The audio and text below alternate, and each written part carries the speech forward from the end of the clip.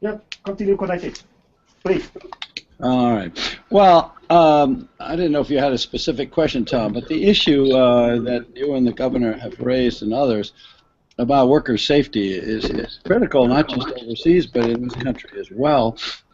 And it goes into the changing attitudes of American, particularly American businesses. To me, one of the most striking things as you're thinking about nominating companies for good behavior is that it is the European retailers, French Bon Marché, Spanish company El Corte Inglés, a couple of British retailers, Primark and Loblaw, that have stepped up and offered funds to help compensate the victims of some of these terrible tragedies, industrial tragedies in Bangladesh. And the American companies have been willing to put up some money to lend Bangladesh companies if they'll do something, but they haven't committed themselves in the same way. I don't think there's the same kind of sense of responsibility. American companies, American CEOs, retailers don't seem to want to accept the same kind of accountability and responsibility that some of the Europeans have. And it seems to me it may be critical to take a look at why that's the case, what's happened, and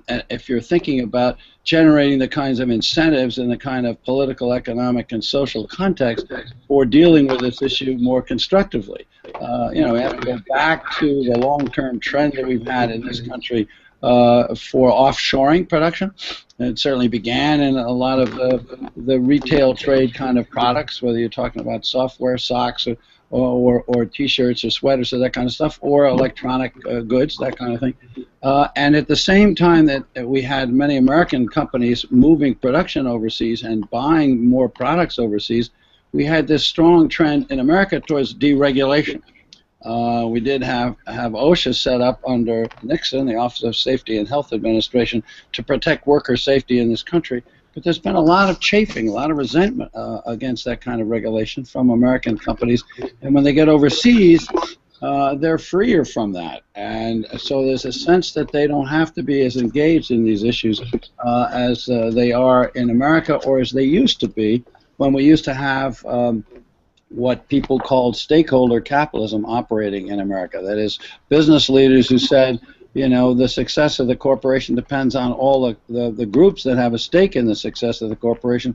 And that includes not just owners and shareholders and managers, but it includes the workers, it includes the suppliers, it includes the creditors, the customers, and so forth. There was a sense that there was a network around the company, and that the CEO of the company sort of had an obligation to balance the interests of all these different stakeholders in the company. And we've moved since then, particularly in America, much less so in Europe and in Asia, we've moved to this concept of shareholder capitalism, where the CEO is responsible primarily to maximize return to shareholders and to avoid legal responsibility. I think that's part of what we confront here when we're dealing with issues like worker safety in Bangladesh and Vietnam and other countries in Asia, as well as in this country. A focus on the bottom line rather than a focus on delivering good returns to shareholders, but at the same time taking care of the other constituencies that constitute the corporation. And then finally, there is an attitude that seems to me that is very important, and that is that American multinationals now think of themselves as global companies. They don't think of themselves as national companies rooted here. We have all kinds of statements, whether they come from the head of Intel. Greg Barrett at one point said we could be successful at Intel without hiring another American. And John Chambers said that his company was trying to become a Chinese company. Alex Troutman at Ford says Ford's no longer an American company, it's a global company.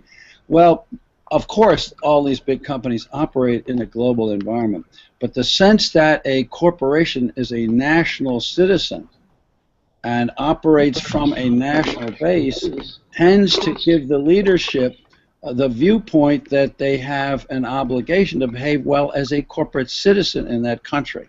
So it seems to me where you see these European retailers, French, German, Spanish, English, whatever, behaving differently from the American retailers in terms of issues of worker safety abroad, they're affected by this notion that they're seen in their home countries as a corporate citizen, and that they're valued by their customers, and they're seen in the marketplace, not just as a company that makes money and delivers goods and services, but as a corporate citizen.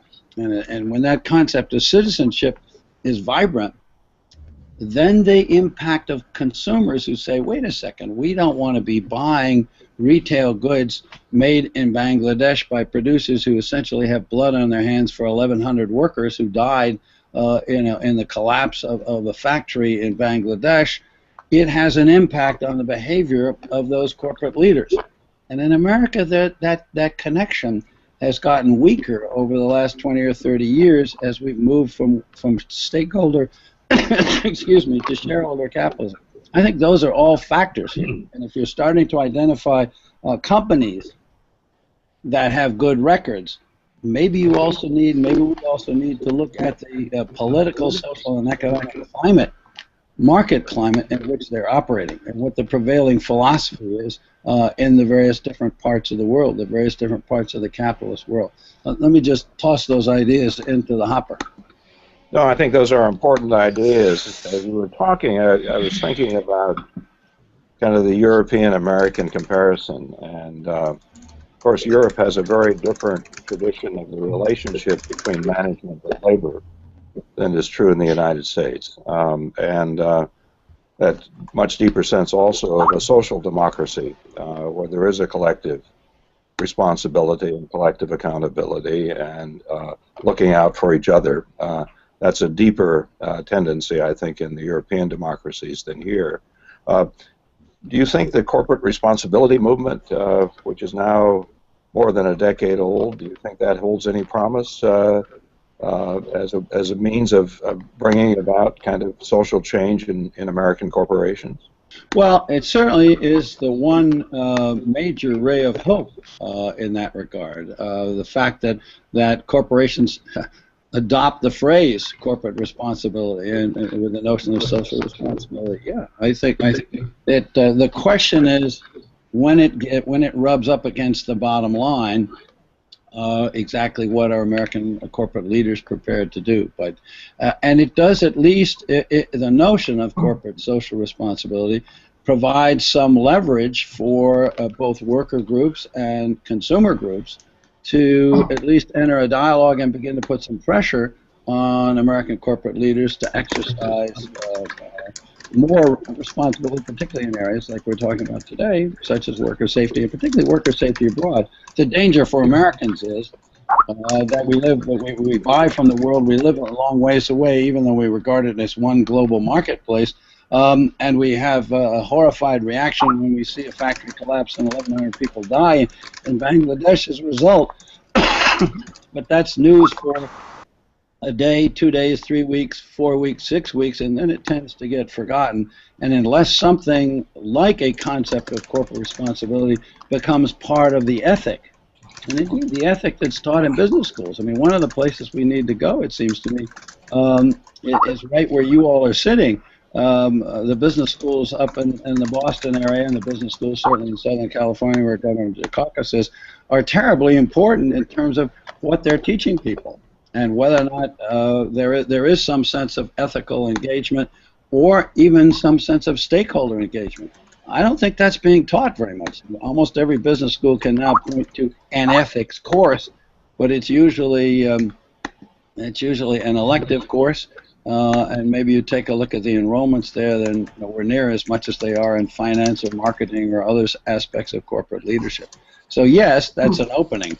There's got to be a lot more push, a lot more oomph behind it, a lot more recognition on the part of the public as a whole that the movement to shareholder capitalism and the notion that the shareholder is the only party to which the CEO has any ultimate responsibility. Yes, they voluntarily do a few other things that make them better citizens, but they only have a responsibility to the shareholder. That's a highly questionable proposition. It didn't used to be the case in America. It's not the case in Europe. It's not the case in Asia. We need to be having a debate about that if we're going to have a discussion about worker safety around the world. Well, I think your point about the public is also an important one, and you know, the public both as citizens and consumers, and kind of where they fit into this equation. And you know, this culture that we have, the business culture that we have in the United States, goes deeper than corporations.